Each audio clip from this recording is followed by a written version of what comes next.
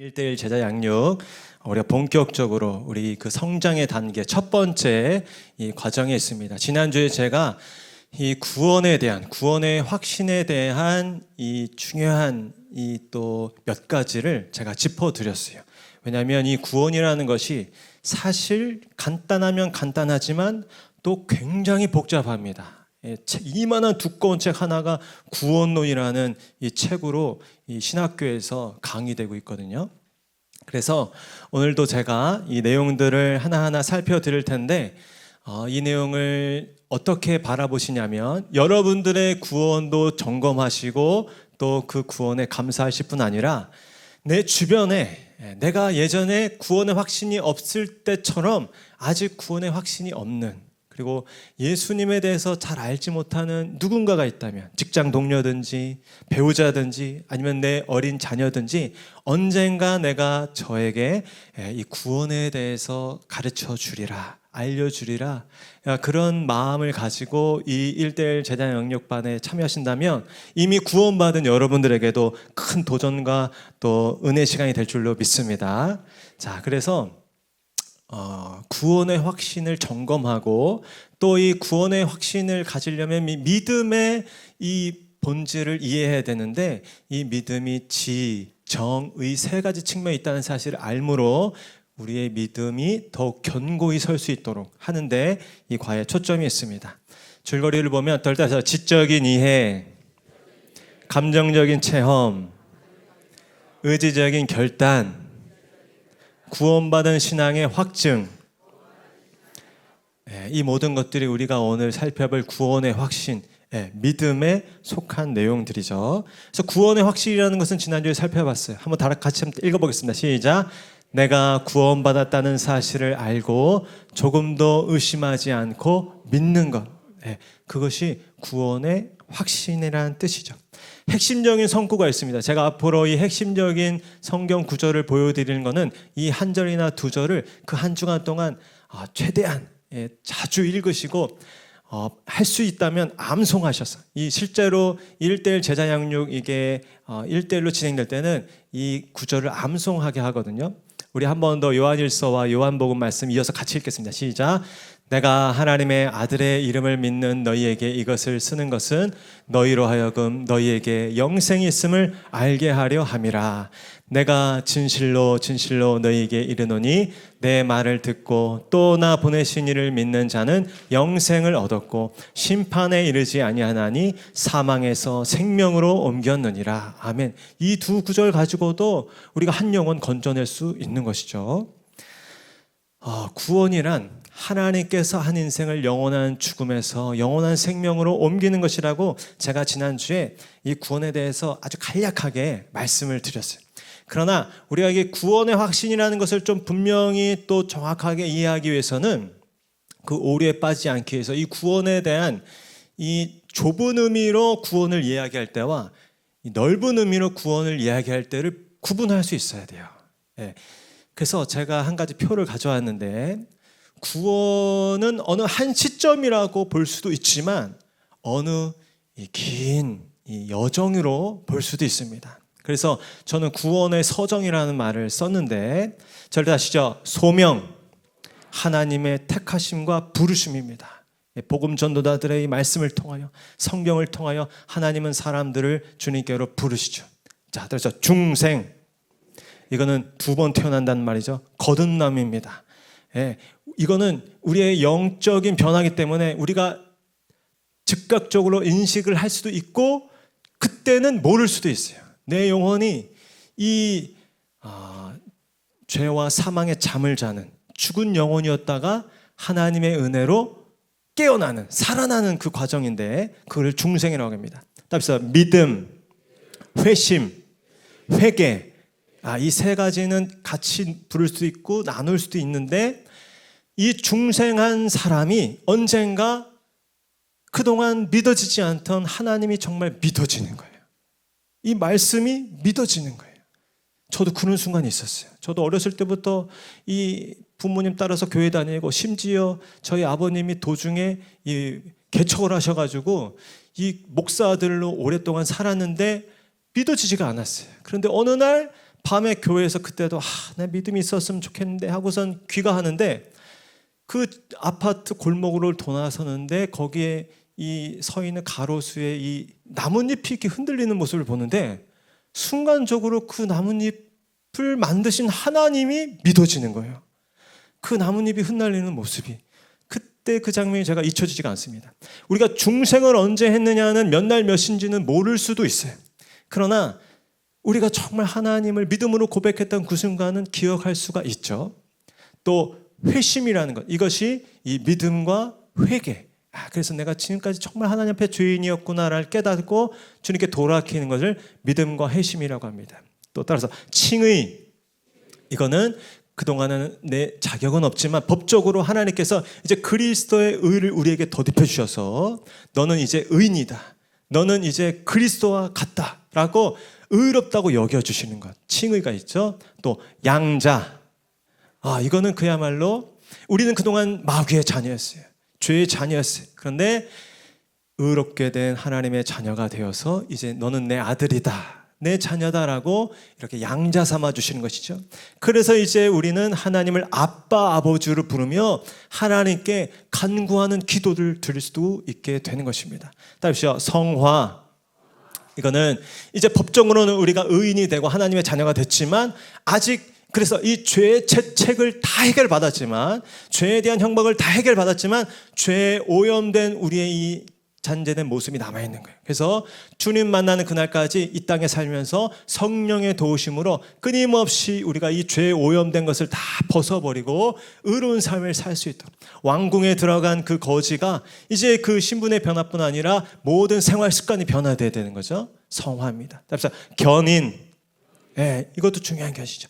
하나님께서 한 번 택한 사람은 결코 잃어버리지 아니하시고 하나님께서 우리의 삶의 운전대를 잡으시고 우리의 삶을 인도하시기 때문에 때로는 우리는 실수하고 넘어지고 인간적으로 또 의심을 갖는다 할지라도 마침내 하나님께서 우리를 영원한 구원으로 결국에는 인도하실 것이다, 이끌어내실 것이다. 이게 견인에 대한 내용입니다. 마지막으로 영화. 이거는 우리 영적으로 이 땅에서 이룰 수는 없지만 우리가 죽은 이후에 우리의 영혼이 성령께 받아들여져서 하나님 안에서 죄의 모든 이 권세로부터 완전히 해방되는 사건을 영화라고 하고, 이 육체적인 영화는 언제 일어납니까? 우리가 이 육체는 죽어도 땅에 묻혀서 흙이 되지만 주님께서 다시 오시는 날, 마지막 재림 때 모든 육체도 다 영화되어서 거룩한 몸으로, 영광스러운 몸으로 온전하게 영화돼서 완전한 구원 가운데 나아가게 되는 것이죠.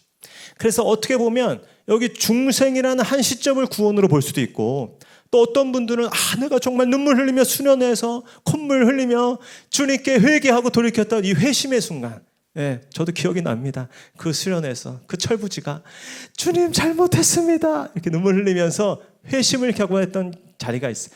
그 시간을 구원이라고 말하기도 합니다.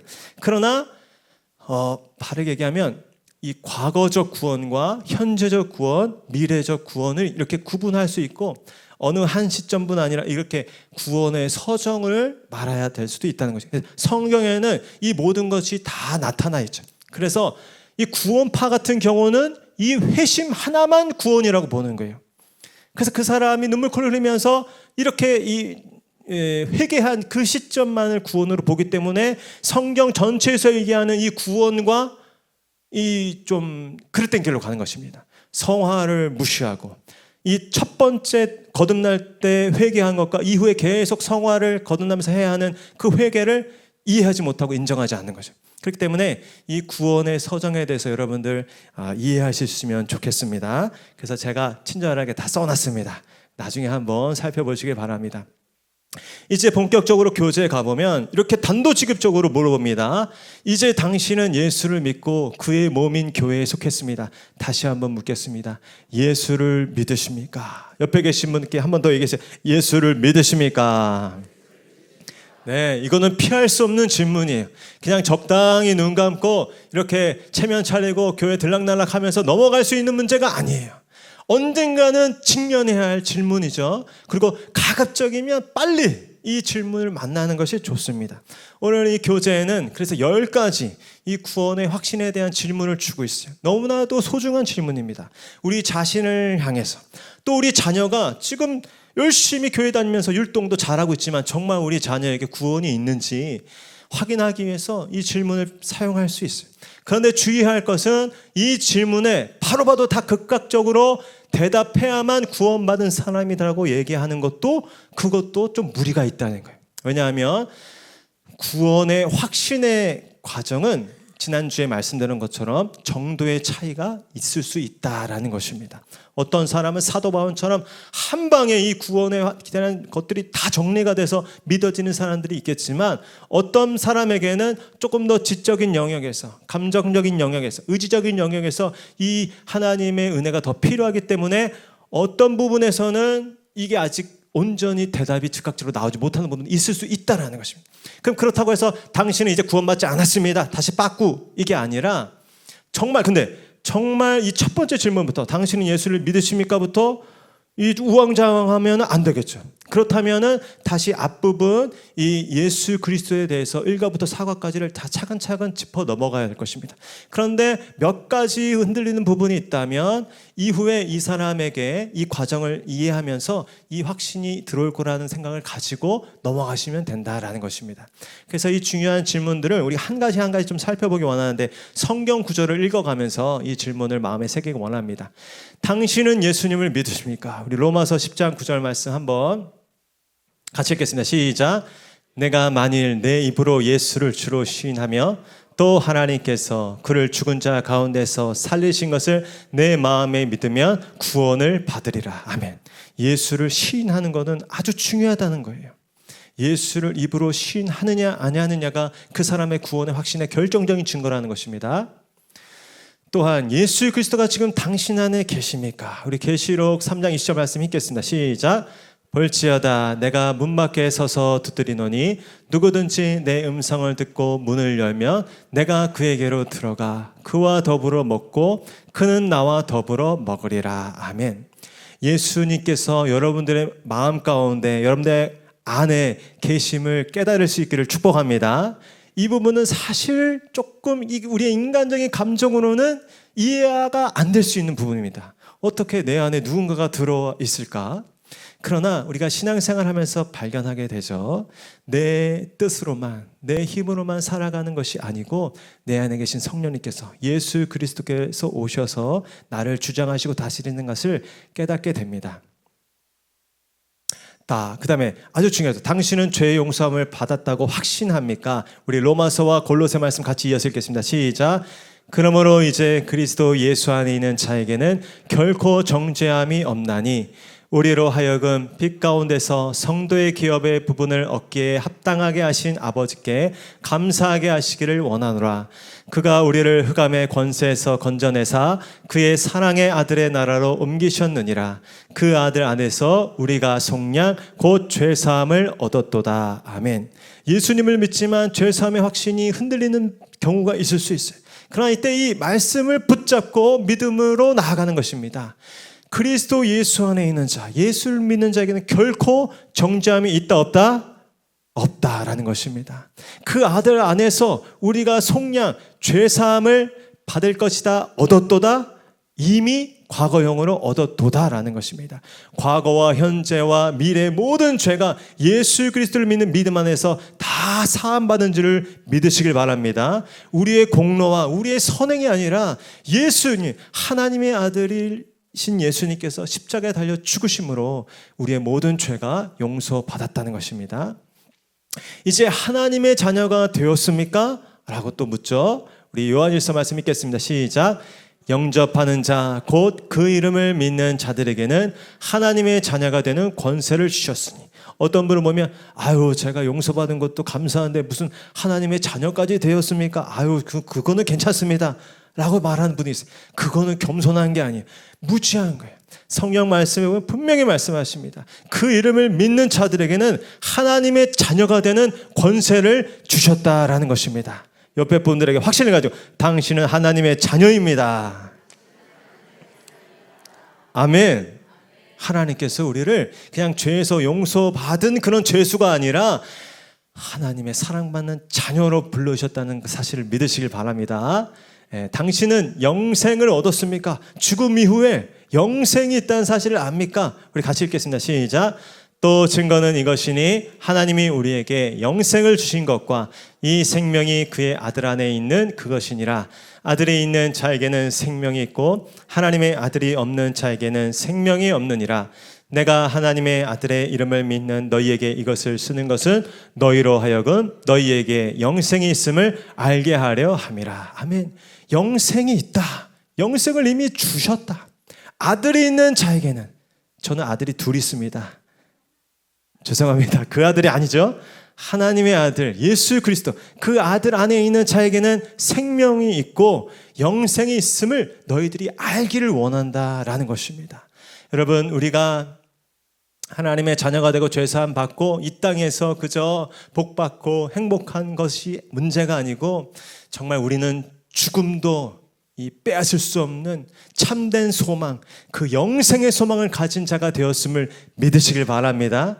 이것만큼 복된 것이 없죠. 누구는 이런 말 합니다. 예수 믿고 천국 간다는 게 다가 아니다라고 얘기하는데, 저는 사실 예수 믿고 천국 가는 것 때문에 너무 감사해요.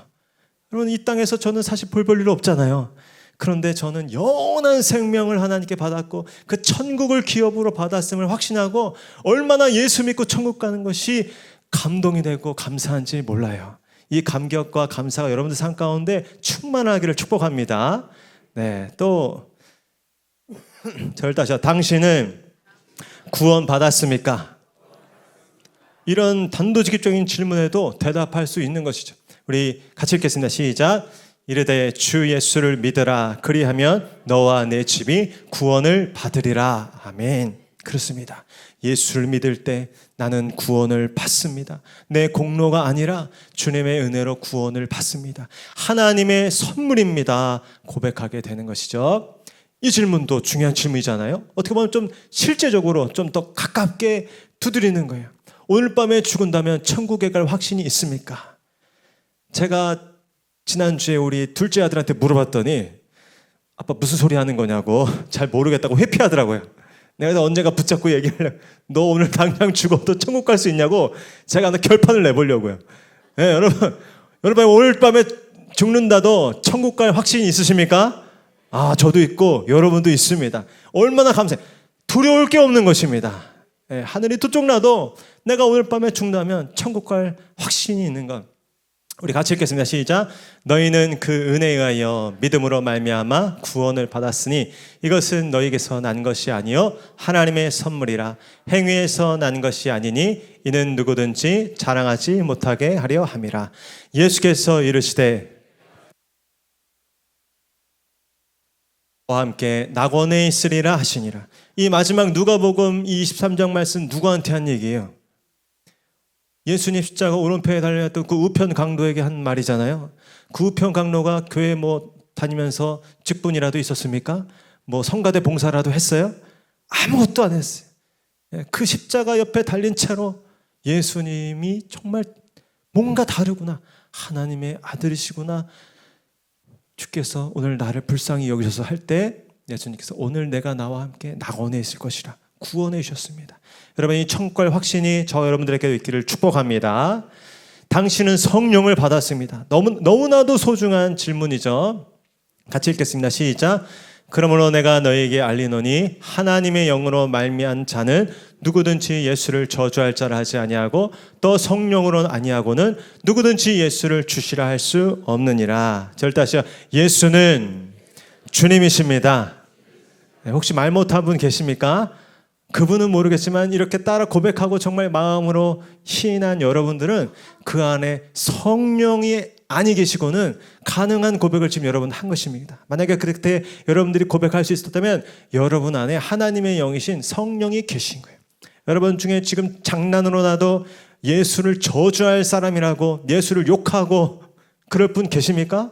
장난으로라도 못하겠죠. 두려우시죠.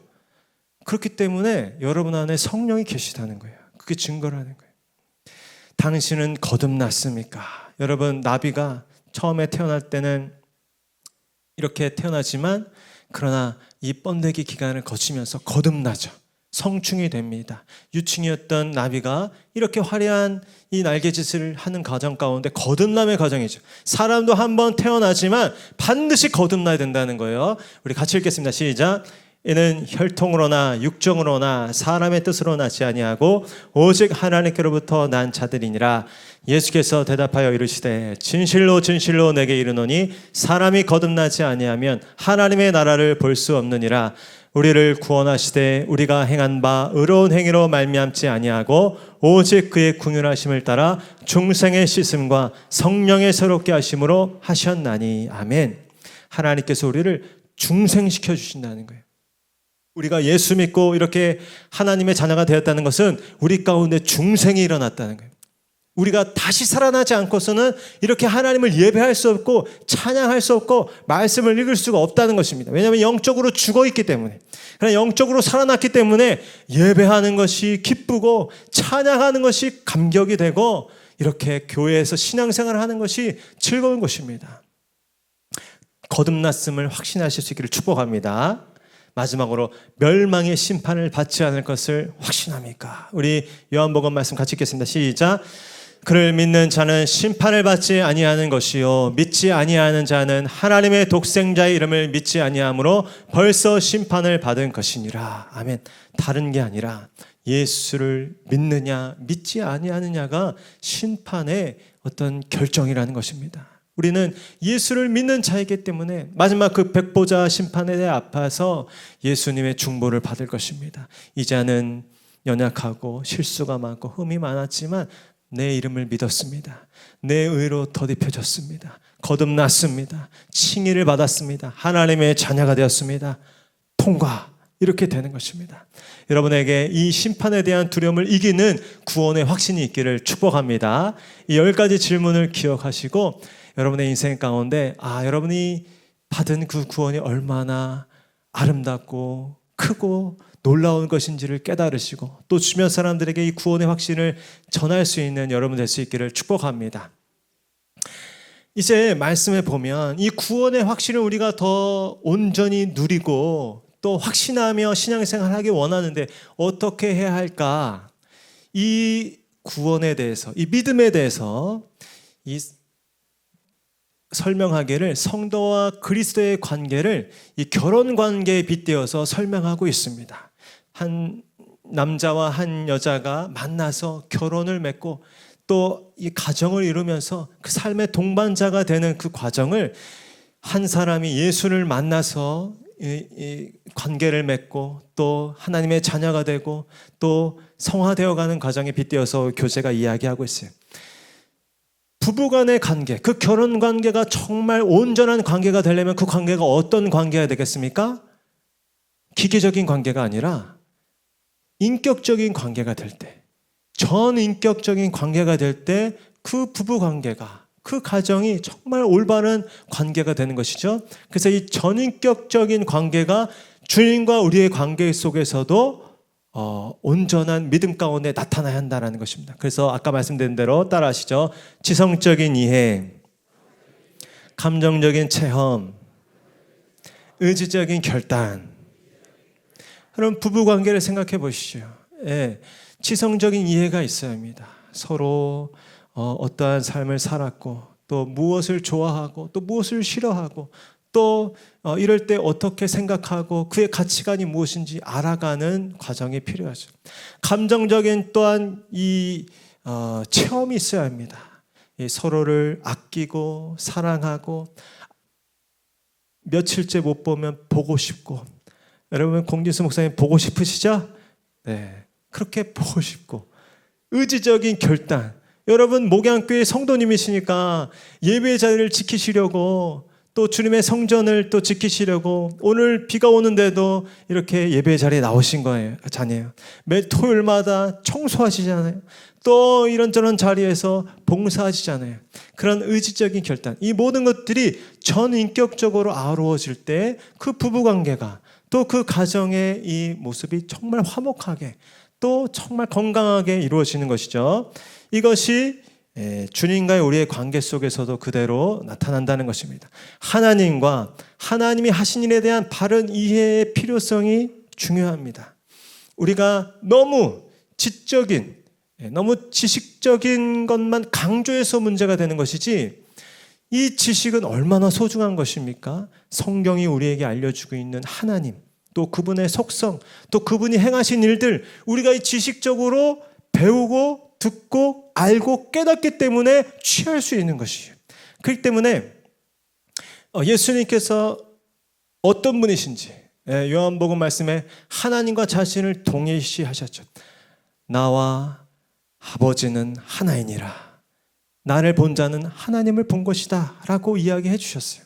또 주위 사람들도 그 예수님에 대해서 증언하기를 그는 하나님의 아들이다. 백부장도 또 도마도 그의 못자국과 창자국을 만지며 주와 하나님으로 예수님을 고백했다는 것입니다. 예수님을 그리고 어떤 일을 하고 있습니까? 우리가 지금 첫 번째, 두 번째, 세 번째, 네 번째 그 예수 그리스도에 대한 내용을 살펴보는 거예요. 지적인 그 알을 위해서 착한 일을 행하시고 마귀에게 눌린 모든 자를 고치셨죠. 네. 또 십자가에서 죽으신 목적, 이건 중요하니까 한번 같이 말씀 읽어보겠습니다. 시작. 인자가 온 것은 섬김을 받으려 함이 아니라 도리어 섬기려 하고 자기 목숨을 많은 사람의 대속물로 주려 함이니라. 우리가 아직 죄인 되었을 때 그리스도께서 우리를 위하여 죽으심으로 하나님께서 우리에 대한 자기의 사랑을 확증하셨느니라. 그래서 죄인들을 위하여 자기의 목숨을 대속물로 하나님께 드리기 위해서 예수님이 십자가에 죽으셨다. 그래서 우리가 1가부터 4가가 굉장히 중요합니다. 예수님에 대해서 자세히 설명하고 있는 그 과를 우리가 잘 숙지해야 되는 거예요. 또 예수님은 지금 무슨 일을 하고 있습니까? 예수님은 죽은 지 3일 만에 다시 부활하셔서 지금 살아계시죠. 그리고 지금 어디서 무슨 일을 하시고 계십니까? 하나님 우편에 앉아 계셔서 우주 만물을 다스리시고 교회의 머리가 되어 계신다라는 사실을 우리가 지식적으로 잘 배운 것입니다. 성경을 통해서. 그렇기 때문에 우리는 예수님을 믿어야 한다는 것이죠. 요한복음 3장 16절 말씀. 하나님이 세상을 정말로 사랑하신다. 독생자를 죽음에 내어주시기까지 믿는 자들을 하여금 영생 얻게 하기를 원하신다. 라는 이 하나님의 이 구원 계획에 대해서 우리가 이 지식적으로 아는 것 너무나도 중요합니다. 저도 처음 이제 하나님을 믿고 싶은데 받아들이지 않는 부분들이 있잖아요. 이런 성경의 난해한 구절이나 또 설명하기 어려운 부분들. 그러나 그런 부분들 중에 많은 부분은 이 신학자들의 이 설교집과 또 이런 조직신학적인 어떤 이런 설명집을 통해서 해결될 수가 있어요. 그런데 사실은 공부를 안 하기 때문에 성경을 읽지 않기 때문에 그 작은 걸림돌에도 넘어져서 그 다음 단계로 나가지 못하는 거예요. 이런 영적인 지식들이 발판이 되어서 웬만한 장애는 다 넘어가게 합니다. 이 지식으로 우리가 지식만으로 구원받을 수 없지만 이 영적인 지식, 성경이 주신 이 영적인 지식으로 많은 부분의 오류와 그런 이 낙심으로부터 벗어나서 뛰어넘을 수 있다는 사실을 기억하시고 이렇게 말씀을 배우시고 공부하는 일에 또 시간과 힘을 들이실 수 있기를 축복합니다. 그러나 또 지식만 있어서는 안 되죠. 그러면 아주 뻣뻣한 메마른 지식인이 될 수도 있어요. 감정적인 체험이 있어야 합니다. 사랑하는 서로 사이에 있어야 할 자연스러운 감정이 우리 부부관계뿐 아니라 주님과의 관계 속에서도 나타난다는 것입니다. 어떤 특정한 행위나 사건, 경험에 대한 느낌이나 반응이죠. 이 하나님의 아들이신 예수님을 만났을 때 어찌 우리가 무덤덤할 수 있겠어요? 무감각할 수 있겠어요? 뜨거움이 있고 또 잔잔한 또 기쁨과 감동이 있는 것이죠. 자, 그런데 이 감정은 우리가 조금 더 주의해야 할 필요가 있다는 것입니다. 자, 신앙에는 감정적인 반응이 있다는 것입니다. 베드로의 설교를 듣고 스데반의 설교를 듣고 동시에 어떤 반응이 있었죠? 마음에 찔림을 받고 마음에 뭔가 움직임이 있었던 것이. 그러나 이 감정적인 반응은 서로 다를 수 있다는 것입니다. 이 부분을 기억해야 하는 것이죠. 사도 바울 같은 경우는 어땠습니까? 다메섹 도상에서 살아계신 예수님을 직접적으로 만났어요. 부활하신 예수님을 직접적으로. 우리 보면 완전히 극적인 체험을 한 것이죠. 네. 그런데 디모데라는 이 제자의 경우는 좀 달랐어요. 디모데후서 1장 15절 말씀 보면 같이 한번 읽어볼까요? 시작. 이는 내 속에 거짓이 없는 믿음이 있음을 생각함이라. 이 믿음은 먼저 내 외조모 로이스와 내 어머니 유니게 속에 있더니 내 속에 있는 줄도 확신하노라. 여기 보면 디모데는 특별한 어떤 그런 이 격정적인 체험은 없었지만 어렸을 때부터 주일학교 아이로 자라서 외할머니 로이스와 어머니 유닉의 품에서 성경을 듣고 또 신앙의 이야기를 들으면서 그렇게 잔잔하게 하나님을 믿은 거예요. 예수님을 믿은 거예요. 사도 바울의 설교를 통해서, 지도를 통해서. 그래서 성격이나 가정 배경이나 신앙의 이 상황에 따라서 감정적인 반응은 좀 다를 수 있다는 거예요. 크게 나눠보면 사도 바울과 같은 급진적이고 과격한 회심으로 완전히 하나님 앞에 꼬꾸라져서 이 체험적으로 믿은 분들이 있고, 어떤 분들은 점진적으로 온건한 그런 분위기, 가정 분위기 속에서 하나님을 영접한 분들이 있을 수 있다라는 것입니다. 그러니까 어느 한 부분은 고집하면 또 오류에 빠지는 것이죠. 여러분은 어느 부분에 속합니까? 한번 손 들어볼까요? 저는 사도 바울과 같은 경우입니다. 한번 손 들어보세요. 네, 손분들이 있습니다. 저는 디모데와 같은 경우입니다. 네. 손 내려주시고. 전 둘 다가 좀 섞여 있습니다.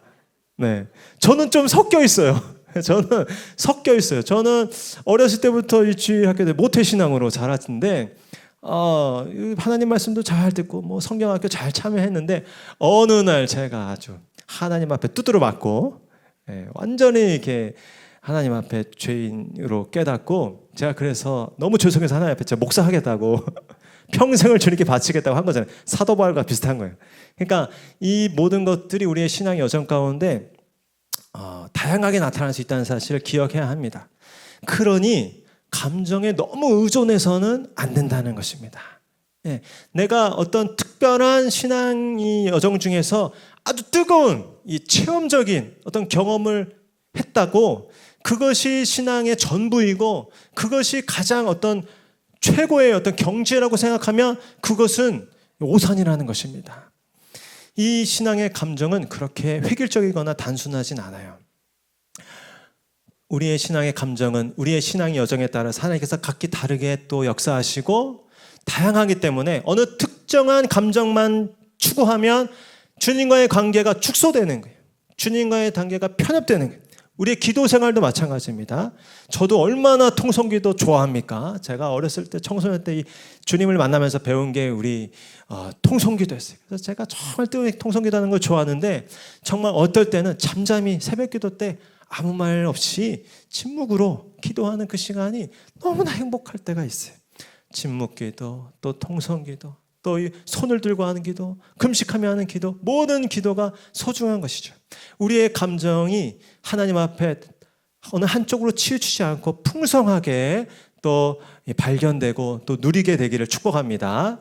그래서 이 감정과 이 믿음의 관계를 기차로 표현하는 경우가 있어요. 오늘 교재에 보니까 가장 먼저 앞에 있는 것은 하나님이 어떤 분이시고 하나님이 무슨 일을 행하셨는지, 하나님이 하신 또 하나님이 우리에게 주신 그 말씀, 그 사실이 우리의 모든 신앙생활을 이 견인해 가야 한다는 것입니다.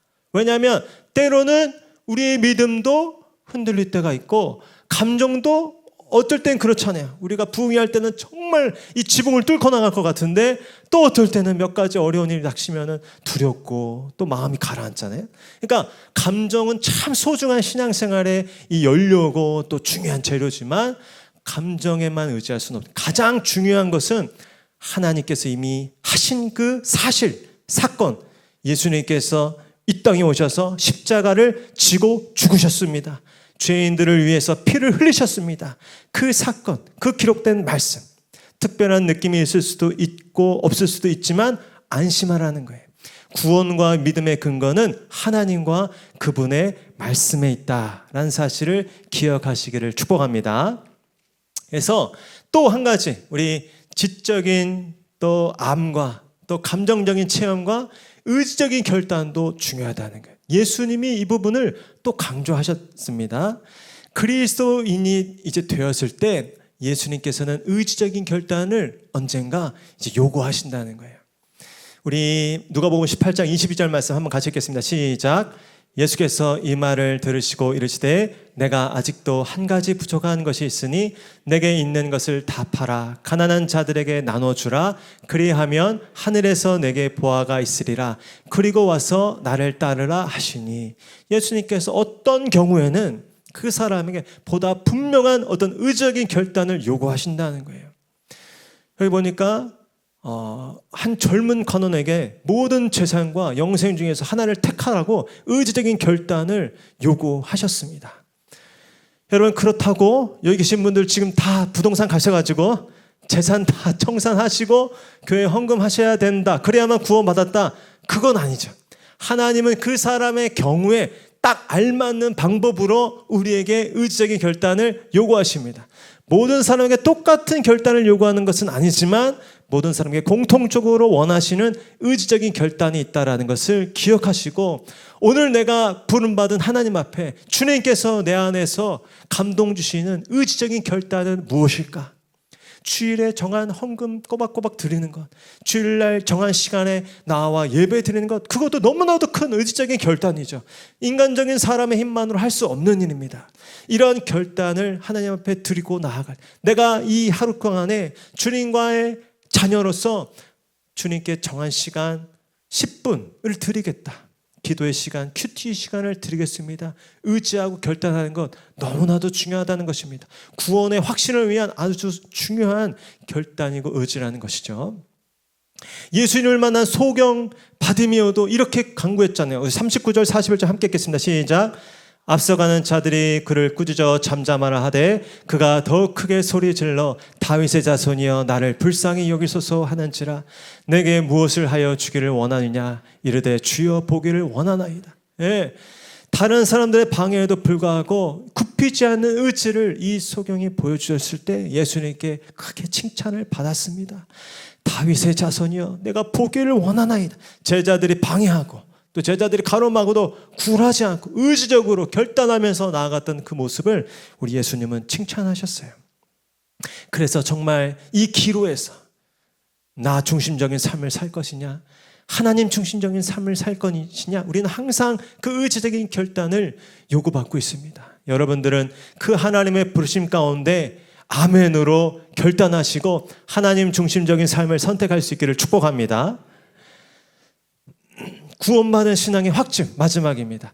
구원받은 신앙을 확증하는 것이 우리 가운데 세 가지 주어져 있다는 것입니다. 그래서 이 세 가지를 소중하게 여기라는 것이죠. 먼저 다시 하나님의 말씀, 같이 읽어보겠습니다. 시작. 외적으로 나타난 하나님의 말씀을 들 수 있습니다. 구원의 확신은 하나님의 말씀의 권위에 근거하는 것입니다. 가장 중요한 문장입니다. 구원의 확신은 다른 감정이나 다른 어떤 것이 아니라 하나님의 말씀에 가장 우선적인 권위를 근거한다는 사실을 믿으시고 하나님의 말씀을 읽으셔야 하는 거예요. 배우셔야 하는 거예요. 우리 요한일서 말씀 아까 읽었기 때문에 넘어가겠습니다. 또한 성령의 내적인 증거가 반드시 그 사람 가운데 있다라는 것입니다. 성령은 우리 안에서 우리가 하나님의 자녀인 것을 증거합니다. 때로는 정말 내가 이렇게 사는데 하나님의 자녀가 맞나? 내가 구원 받을 수 있을까? 의심이 다시 찾아오지만, 그러나 우리가 잠잠히 하나님 앞에 무릎 꿇고 성령을 구할 때 성령께서 우리의 마음 가운데 새 힘을 주시고 또 새 일을 행하셔서, 그럼에도 불구하고 나는 하나님의 자녀지, 그럼에도 불구하고 나는 예수님의 보혈의 능력으로 죄사함 받았시 고백하고 다시 일어서게 하는 것, 그것이 성령의 내적 증거인 줄로 믿습니다. 성령의 내적 증거가 있기 때문에 우리는 하나님의 자녀의 삶을 중단 없이 살아갈 수가 있는 것이죠. 마지막으로 또 우리가 한 가지 중요하게 여길 것은 우리의 변화된 삶이라는 것입니다. 마치 아까 우리 목사님께서 그 티백이 우러져 나올 때 그 향과 그 맛이 우러져 나왔던 것처럼 중생을 체험하고 하나님의 자녀가 되었다는 보편적인 증거 중에 하나는 우리의 변화된 삶이라는 것이죠. 같이 한번 읽어보겠습니다. 시작. 우리가 그의 계명을 지키면 이로써 우리가 그를 아는 줄로 알 것이요 그를 아노라 하고 그의 계명을 지키지 아니하는 자는 거짓말하는 자가요 진리 진리가 그 속에 있지 아니하되 누구든지 그의 말씀을 지키는 자는 하나님의 사랑이 참으로 그 속에서 온전하게 되었나니 이로써 우리가 그의 안에 있는 줄을 아노라. 그의 안에 산다고 하는 자는 그가 행하시는 대로 자기도 행할지니라. 아멘. 그래서 기도하면서 하나님, 내 삶 가운데 구원의 확신이 삶의 열매로 맺혀지게 하여 주시옵소서. 그 풍성한 열매 가운데 더 하나님을 확신하고 사랑하게 해달라고 기도하십시오. 강연을 마치면서 구원의 확신이라는 것이 얼마나 중요한가, 우리의 신앙의 여정 가운데 얼마나 소중한가 한 가지 제 경험을 나누고 싶습니다. 제가 예수 믿고 하나님을 이제 믿었을 때 그 이후로 제가 이 죽음에 대해서 두려워한 적이 별로 없습니다. 몇 번 없어요. 근데 최근에 정말 이 죽음의 공포를 느꼈던 적이 있는데 우리 아내가 운전을 이제 배우기 막 시작했습니다. 제가 우리 사랑하는 아내를 연수시켜줘야겠다. 굳이 비싼 돈 내고 연수를 맡길 게 뭐냐. 제가 우리 한성 3차 우리 파기바게트 앞에서 이제 연수를 시작했어요. 제가 잘 가르쳐 줄게.